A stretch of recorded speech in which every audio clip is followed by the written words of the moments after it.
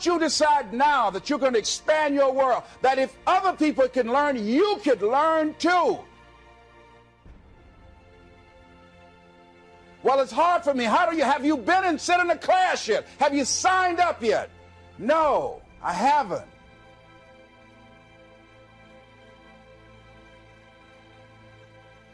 See, a lot of people say no, ladies and gentlemen, to things, and they don't even know what they're saying no to.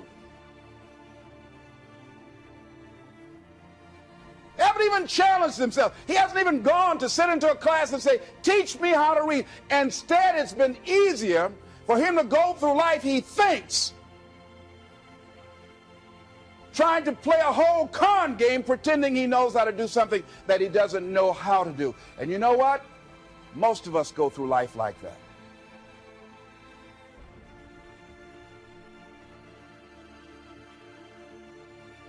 Most of us go through life pretending.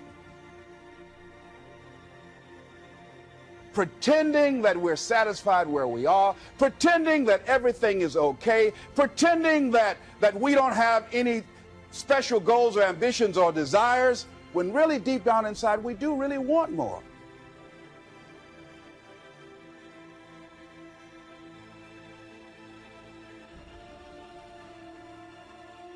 But if you look at our behavior, if you judge based upon what we do, that really will tell you some true stories about people, because you have to judge a tree by the fruit it bears, not the fruit that it talks about.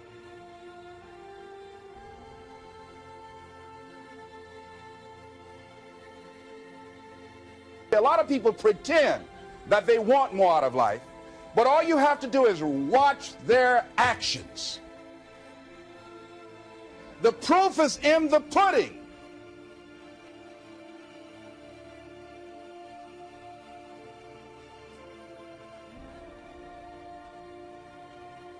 If you want to do something, if you thought about something you want to do, take it head on.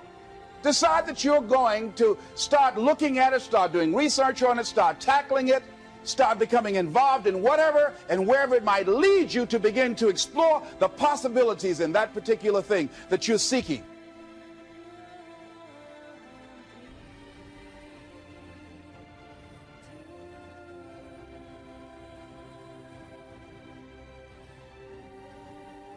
So that you can begin to learn all you can about it. Decide that you're going to face it, that whatever shortcomings you have, that you're going to strengthen yourself there. Whatever training that's required, that you're going to go get that training, that you're going to get started right now.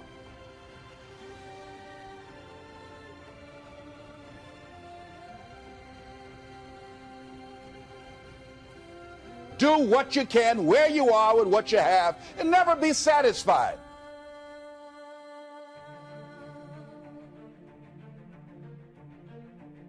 Don't get satisfied with yourself. Always know that wherever you are, you can enjoy more, that you deserve more.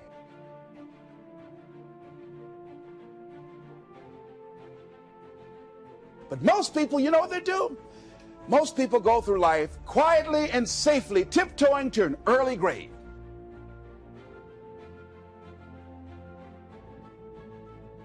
Find out what it is you want and go after it as if your life depends on it. Why? Because it does.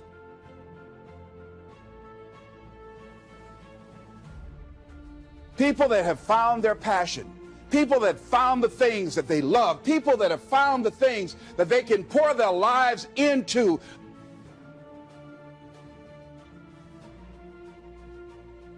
decide to do it now. Decide whatever you want to do, that you are now going to become actively involved right now, exploring the possibilities for you. That you're going to look at it and do just a little bit of it right now. When I decided to become a speaker, I didn't just quit my job and just ran out and say, I'm a motivational speaker. No. What I did was, I decided to start looking at other people that were involved in the speaking profession. I volunteered to work with some speakers so that I could learn.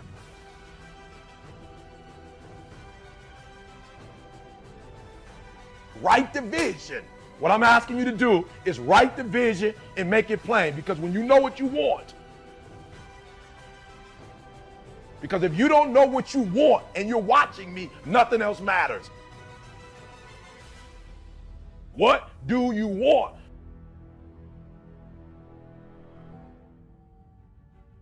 You got to live what's in you. Life is just too short and unpredictable. When you're not clear on what you want, like you get up whenever you feel like it, you don't have no drive, you don't have no passion. But when you know what you want, why do you wake up at 3? Because I know what I want. There are a lot of people who were here yesterday that they're not here today. There are a lot of opportunities that were around yesterday. They're not here today.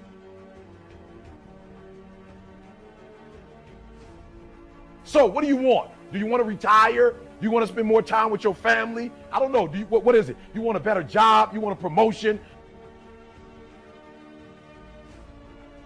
Do you want to be an artist? Do you want to be an engineer? I don't know, but I want you to start the year off. So when people ask me, where your passion come from? Where your drive come from? I know what I want. Whatever you want to do, get your feet wet.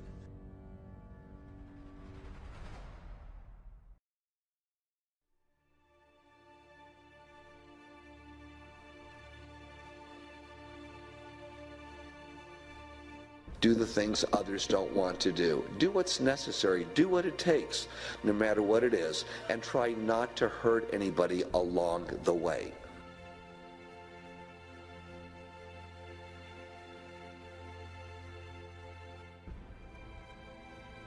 Each person invented himself for whatever reasons, through whatever circumstance, through whatever he has gone through, that we are each a figment of our own imagination.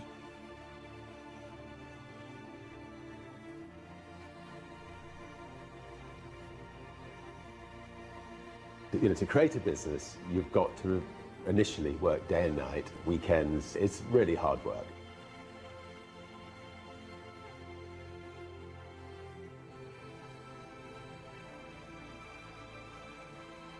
I worked 24 hours a day, 7 days a week, and I cared. That's what I cared about. I cared about solving problems, being successful. Anytime an obstacle presented itself, I used it to my advantage and made it work. And I never heard the word no. If I heard the word no, it meant maybe. Then I made maybe yes.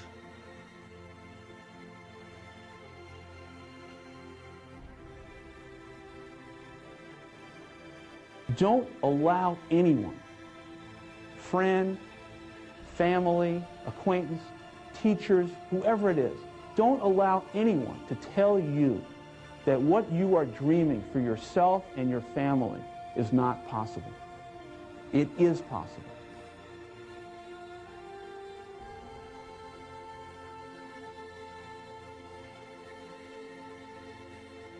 Don't be one of those people 20 years from now are going to be walking around in a 9-to-5 job, miserable and angry and bitter.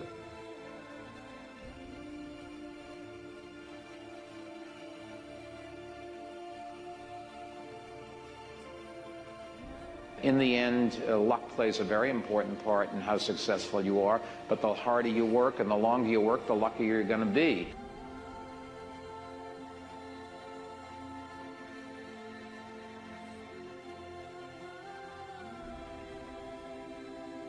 People need to understand that we cannot take a breath, that we have competitors who want to take the food off of our table.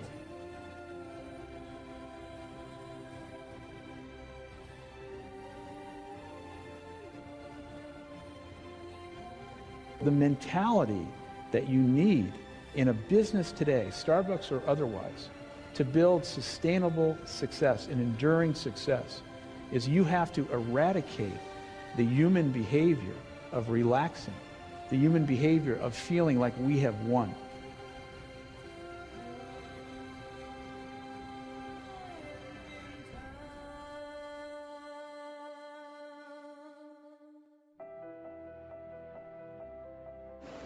People say you have to have a lot of passion for what you're doing, and it's totally true. And the reason is is because it's so hard that if you don't, any rational person would give up. It's really hard, and you have to do it over a sustained period of time. So if you don't love it, if you're not having fun doing it, you don't really love it, you're going to give up.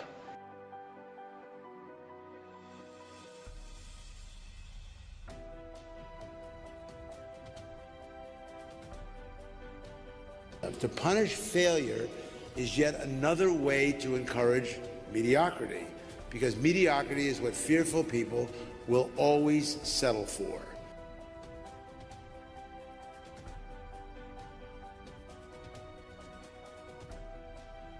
I'm going to put the vast majority of my energy, attention, and dollars into building a great product or service, and put a smaller amount into shouting about it, marketing it.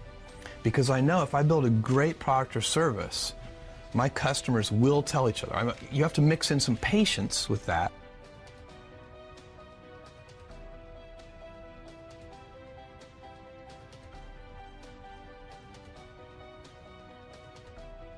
You know, when you get famous or when you get big and you start earning a lot of money and you start doing things that are important, people around you start feeling less significant, and what'll happen is they'll start to pull you down.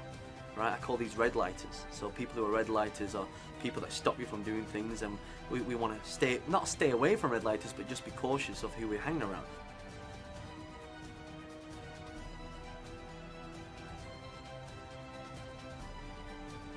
There's always going to have to be an element of luck, but I think more important is putting yourself in a business that can be ubiquitous, that really doesn't have limits.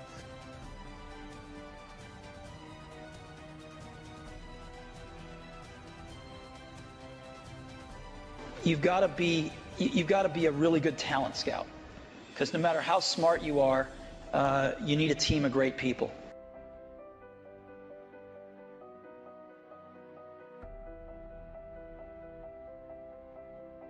Develop the habits. You've got the brain power, you've got the energy, but develop the habits of success. So the first thing is you've got to be able to take rejection. That's the first thing. Second is you have to hang around the right people.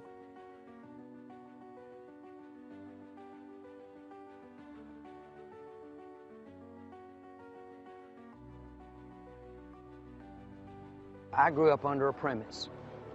Go in an industry that has a large profit margin. Don't go in one that's slim. Go in one that's large. Take what you've got. Your assets are your energy. Your assets are your willingness to just not be told no. The harder it is, the tougher it is, the bigger the challenge to get in, the bigger the opportunity behind.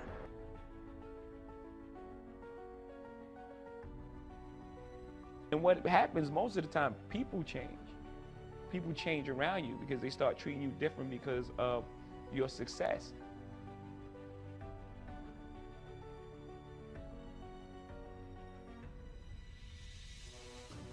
Stay focused on the stuff that you're providing to your users.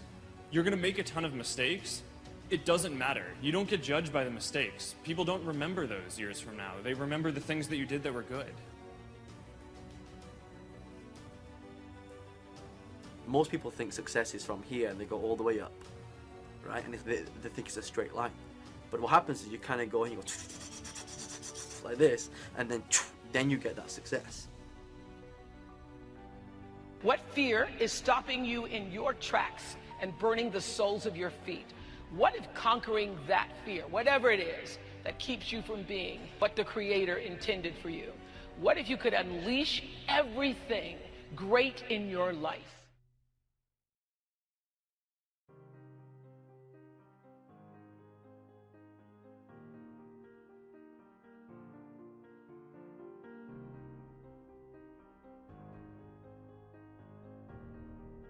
At some time or another, have agonized over making a decision. Some decisions are major decisions. And also there are a lot of small decisions that we don't make, that they tax our minds, they drain our energy. They create a lot of anxiety and nervousness because we don't take care of it. We decide not to decide. which is a decision. Deciding to decide, to act, is a major, major challenge for all of us at different points in different areas of our lives.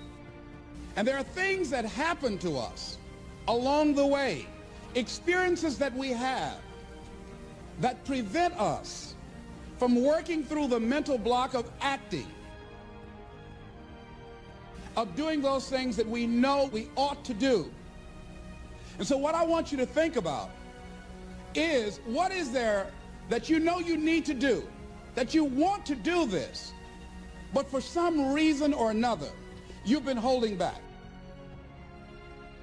For some reason or another, you just have not been able to gather your nerves or be able to work through the procrastinating or putting it off or justifying or blaming. Some reason or another, you just haven't done it.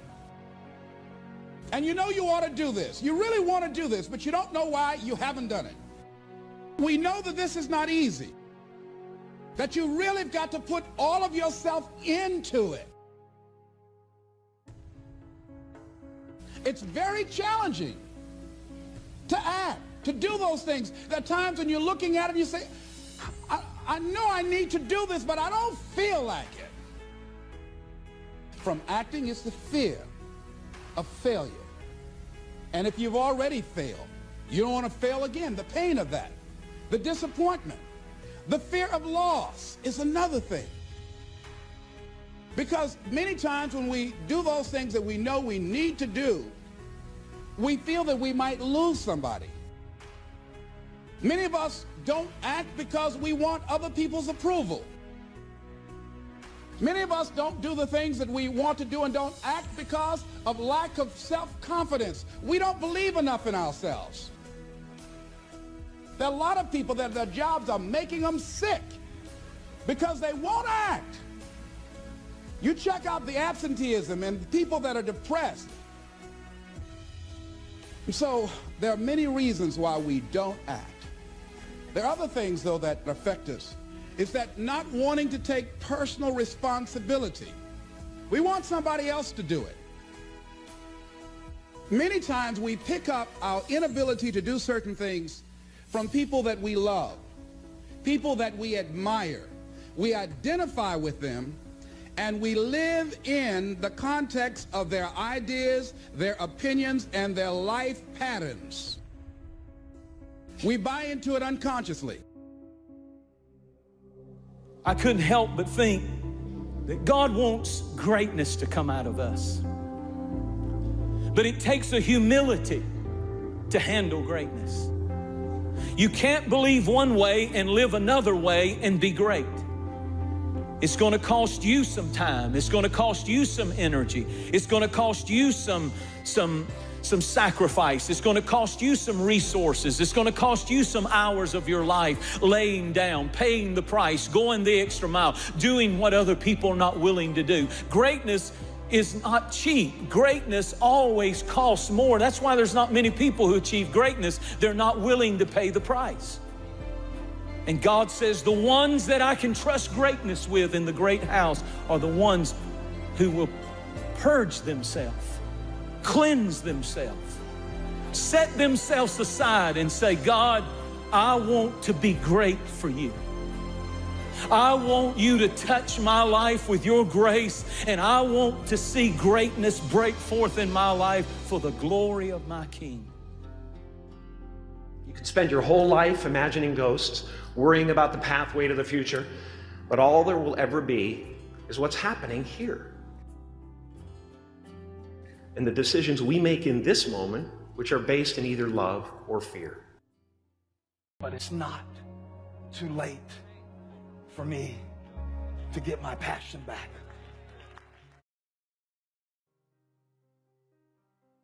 One of the keys to Apple is Apple's an incredibly collaborative company.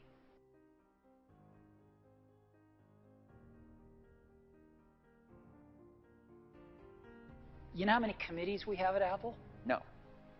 0. We have no committees. No committees. We are organized like a startup. One person's in charge of iPhone OS software. One person's in charge of Mac hardware. One person's in charge of iPhone hardware engineering. Another person's in charge of worldwide marketing. Another person's in charge of operations. We're organized like a startup. We're the biggest startup on the planet.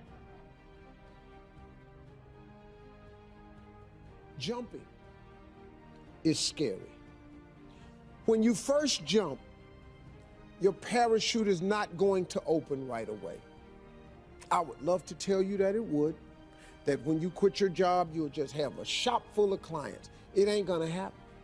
The chute don't ever open right away. You gonna get some skin tore off you on them rocks. There's tremendous teamwork at the top of the company, which filters down to tremendous teamwork throughout the company. And teamwork is dependent on trusting the other folks to come through with their part without watching them all the time, but trusting that they're going to come through with their parts. And that's what we do really well.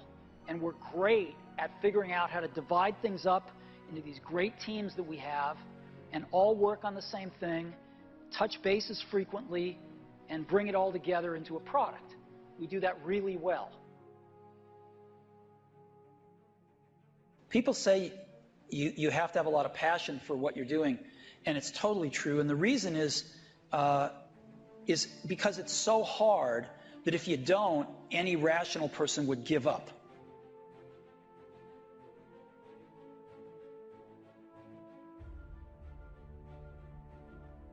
It's really hard, and you have to do it over a sustained period of time. So if you don't love it, if you're not having fun doing it, and you don't really love it, you're going to give up. And that's what happens to most people, actually. If you really look at the ones that ended up, being successful, unquote, in the eyes of society, and the ones that didn't, oftentimes it's the ones that are successful loved what they did so they could persevere when it got really tough, and the ones that didn't love it quit because they're sane, right? Who would want to put up with this stuff if you don't love it? So it's a lot of hard work, and it's a lot of worrying constantly.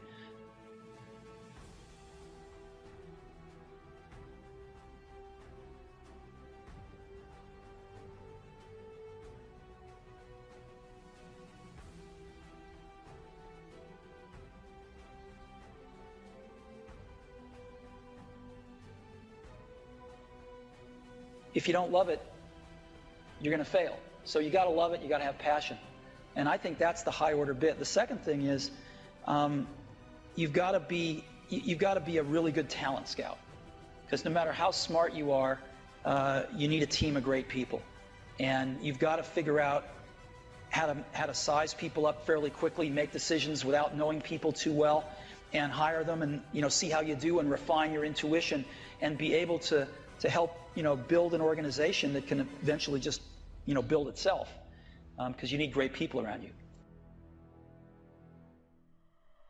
What I do all day is meet with teams of people and work on ideas and solve problems to make new products, to make new marketing programs, whatever it is.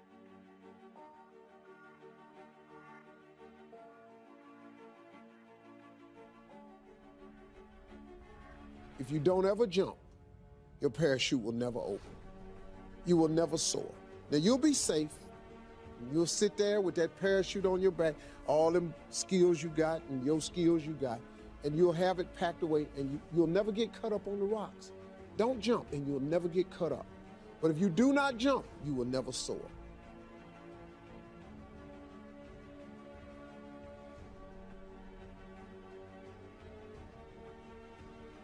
If you want to hire great people and have them stay working for you, you have to let them make a lot of decisions, and you have to be run by ideas, not hierarchy. The best ideas have to win. There must be more than a facilitator who runs meetings. You obviously contribute your own ideas. I contribute ideas, sure. Well, why would I be there if I didn't?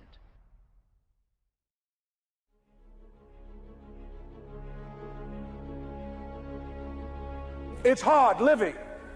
Life is hard. When you are 49 years old, been working on a job for 17 years, and they come in and tell you you're finished and give you 1 week severance pay, and you got to start all over again. It's hard. when you're married and raising children and your children are crawling and your husband dies unexpectedly. It's hard handling just the tragedies of life. It's hard. When you're working on something and you put everything you have in it, and it doesn't work out, you lose your money and other people's money. It's hard. It was rough when I lost my job, and I could not find a job.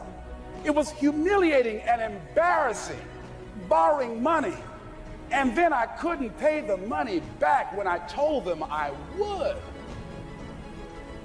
That's rough.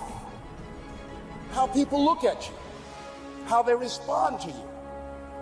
It's very hard. It's humiliating.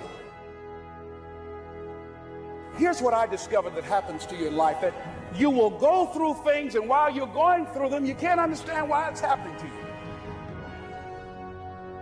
You do what it is you're supposed to. You're supposed to build something. You're supposed to create something. I don't know how to do it. Learn. Do whatever is required. Just go out there. It's possible you can get what you want. It's necessary. If you want it, you got to go into action. You got to be willing to experiment. You got to be willing to fail and to succeed. You got to be willing to form and to develop new relationships. It's you, it's on you. You got to make that happen. Nobody's going to bring it to you on a silver platter and say, here's your dream manifested. You go through the challenges of life and you look at it and embrace whatever comes to you. Don't run from it. Step toward it. Don't try and duck it like most people do. See, most people want it easy. See, easy come, easy what? Easy go.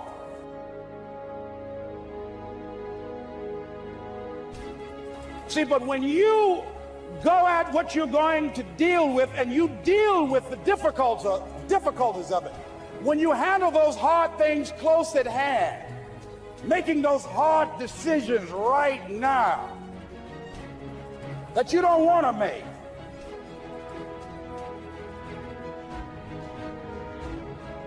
the people who go after their stuff, what makes it worth it? It's got to be your passion. You got to love it, ladies and gentlemen. You got to love it. It's got to be what you are supposed to do.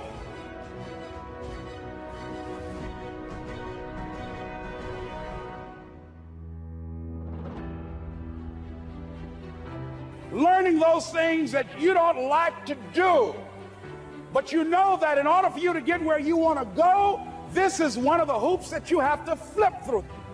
And I'm saying to you, whatever you got to do, do it, because if you don't, life is going to whoop you until you surrender. You must have faith. You've got to believe in yourself. You've got to believe in your abilities. You've got to believe in your service, your company, your ideas. Unquestionably, you've got to have faith, and that faith gives you patience. That it's not going to happen as quickly as you want it to happen. A lot of things are going to happen that will catch you off guard. And so therefore you've got to deal with and handle it as it comes. And not only that, but that faith and patience drives you into action. You've got to keep moving and keep plugging away. The harder the battle, the sweeter the victory. See, when it's hard and there's a struggle, see, what you become in the process is more important than the dream.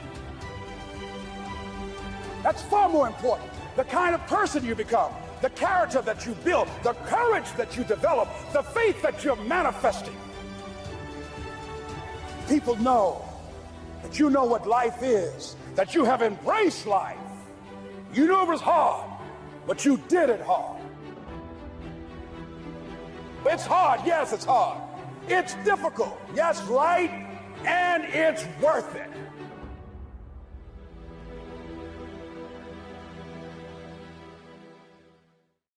You've got to believe in yourself. You've got to believe in your abilities. You've got to believe in your service, your company, your ideas.